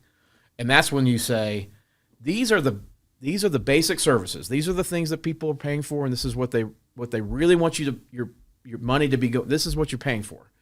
So let's get that stuff right. And so I think that's the pieces that I really want to focus on. Is you can talk. I talk as I'm doing this campaign. You start talking to people, and that's just what I consistently hear is these are the things that we're worried about. That's what we pay for. Focus on those things, and let's keep the other stuff as much off the table as you possibly can. Yeah. Well, the other issue out there I think people are concerned about is the new city management information system with this Emma. Yeah. I have to admit, I'm like, well, it's just a payment system, and phone system, really. But some people are concerned about their digital privacy. Right. Right. Yeah. What is your thoughts on that? Well, I agree with you. I mean, I think we have to be technology forward thinking. I mean, I do think that there are the things that are out there that should hopefully make these processes better. But listen, privacy is a real concern. This is another thing, again, that I have to deal with in my own business. We have nearly 12,000 royalty owners that we're responsible for, and I'm holding their social security numbers and their information. Yeah. And the protection of that is vitally important. I mean, there is no substitute for the ensuring the safety of that information, right? And there's obviously stuff that the city's going to hold that has that stuff, and you have to be completely assured, anybody you're doing business with, frankly, that those things are protected and kept. It shouldn't keep us probably from doing things more efficiently, if that's really ends up being even the case. And so I think the concerns are valid, by the way. I think you have to ask these questions. And it should be the responsibility, I think, of the city to show, well, these are the protection mechanisms that we have in place that protect that. The only thing I'm curious about is they have this website, and it's an image of a woman, Emma. It's kind of creepy. I'm like, it's weird, right? Yeah, maybe we should make some better choices on some of these. My things, thing right? is, I mean, it just looks weird. I don't know. It just kind of, I can't look at it. What's wrong with is it really cheaper to spend all this money or hiring a competent receptionist or maybe two to answer the phone and direct the traffic? I have this question all the time. I ask this question in my own business too. You can go too far on the automation side of things, the idea that, well, we'll just replace these 2 full-time employees and we'll put in this mechanism. My point is that's your first contact with that business. Right. Now, I could see if you're a lawn mowing and you got a voicemail. Right. But you're the city of Amarillo, the hub of the Texas Panhandle. Yeah. What's wrong with hiring somebody to answer the phone? I've made it a prior. I mean, again, I can't answer the specifics on why they do it, but I tell you this: I have made it a priority in my business, because I hear that complaint all the time. When the royalty owner has to call BP, now they're calling South America, and it's an automated line. Mm-hmm. If you get to anybody, it's somebody in South America or in India. From the very beginning, I've made it a priority that when you call Pantera Energy Company, you're going to talk to a person, and we're going to have a person that's going to respond to you. And I think that's, I'll give credit to Amarillo National Bank, because I feel like that's the position that they've taken too. When you call, you get a person, and there is something important about that touch, right? Yeah. And you can hire competent people that can direct calls, right? So yeah, it's a skill. I mean, there's some people that are really good at it. Some people are not. Oh yeah, that's for sure. But You don't want me answering your phone. yeah, exactly. And I'll tell and What do you most of the time, if you're calling South America, it's not a good experience either, right? So when they outsource all that stuff to somewhere, so you need somebody that speaks your language with your dialect in your community. It's just not that hard to find somebody to me, the receptionist is one of probably the most important position in a company, right? Oh, they take all they can take it all, right? Right. The problem is when they think they start running everything, then it's time to replace them. But they're very important. It doesn't take a lot of skill. It's an entry-level job, but it's so important. It's the face of your business. And to me, all these entry-level jobs are the most important in any business. Yeah, it's the face of your business. Yeah. There's no doubt.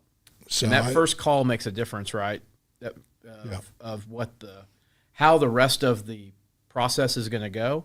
That first contact makes a really big difference. Well, it's just how you serve your clients, Yeah, we have to be service-oriented. The city has to be service-oriented.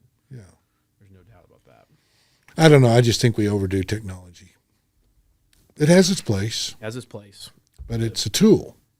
It's a tool, and it doesn't change the need to have a especially as a citizen, I think, or as a customer. But I mean that front touch is an important one, right? That's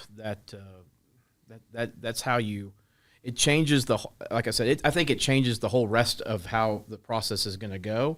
And if they're mad from the time they call in because they didn't get the right direction or answer, or it was just a person that was rude, it changes every other step in the process is going to be a problem. And you can head a lot of it off. I don't know. It just kind of struck me that they were doing that, and go look at that website. Yeah, I haven't looked at it. I'm gonna have to take a look at this. Well, I had to do it to get all the people who are running for all the positions information, and I'm like, this floats around and it's just staring at you. It's just really. I usually don't get creeped out about anything, but there's something about that image. It's just not right. I mean, it's so I now see. I have to go check this out. Now just look at it for about a minute, and then kind of move around the room and see if it follows you. So now I see why these people are concerned. Yeah, right. Yeah, like you don't need the image on there. Yeah, right. Why do you need the image of this? Nothing girl? else. You can sure clean up your interface, but yeah. So. It's interesting. Well, Jason, I appreciate you coming and visiting with us. And do you have a website people can learn more about you? We sure do. The website is herrickformayor.com. Pretty simple to go to. I really appreciate the time today, Dan. It was great to sit down and chat. And, I hope people go take a look and they can kind of learn a little bit more about me and the background and what we're trying to do and can join in the efforts and there on that website. We're on Facebook and that other stuff too, but website's the easiest. Yeah, they're still the best. I think so too. Well, they won't let me on Facebook, so. Okay, Zuckerberg won't let me in. Oh, he already got you, huh? Yeah, I never posted anything, but because I'm against trying to get rid of the machines. Oh, okay. Interesting. That's why he won't let me on his platform. Yeah, I don't care. You can go on. I created my own. You can go on X now instead. I don't really do social media at all. I think it was designed to divide, and all people do is argue. To me, a simple website where people can get the information, and then I try to go directly to the voter, and we're done. Yeah, I love the format. So I love the format. I really do. This is way more interesting to be able to sit and have long form conversations. Yeah. Than questionnaires or just short form things. This is a really good format. I appreciate you doing it.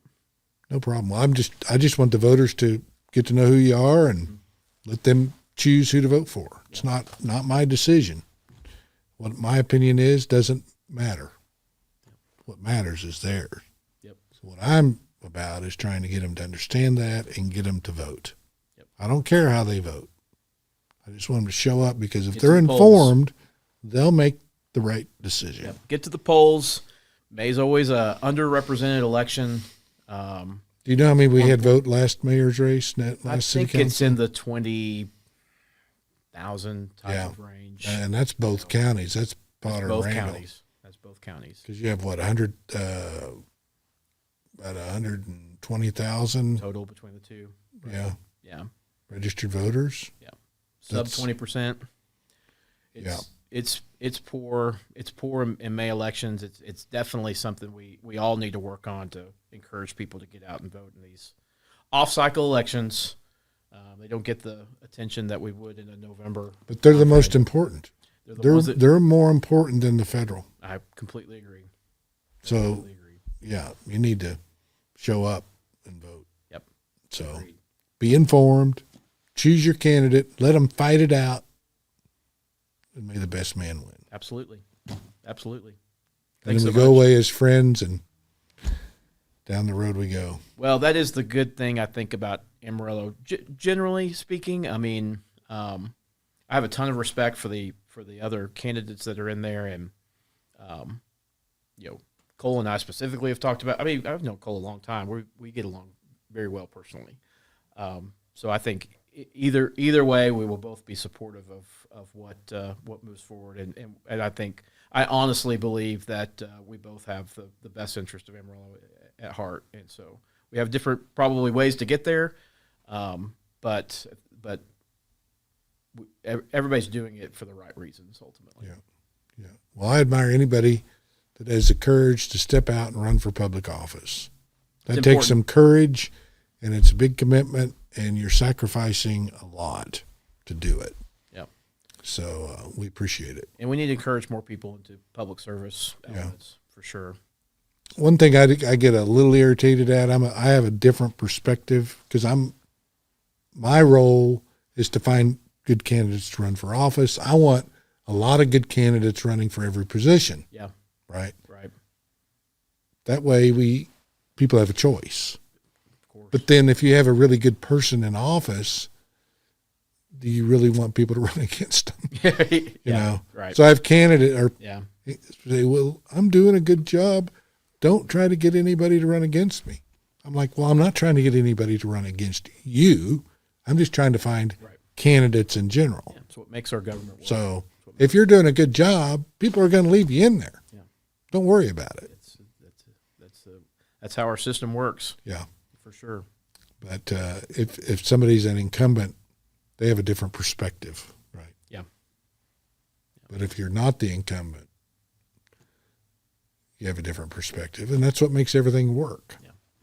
So people like open races where that's the ones everybody wants to jump in. that makes it a lot easier. Yeah. So all right, Jason, we'll appreciate you coming, and your website again is HerrickForMayor.com. HerrickFor Mayor.com. And all right, well, good luck out there on the trail. Thanks very much.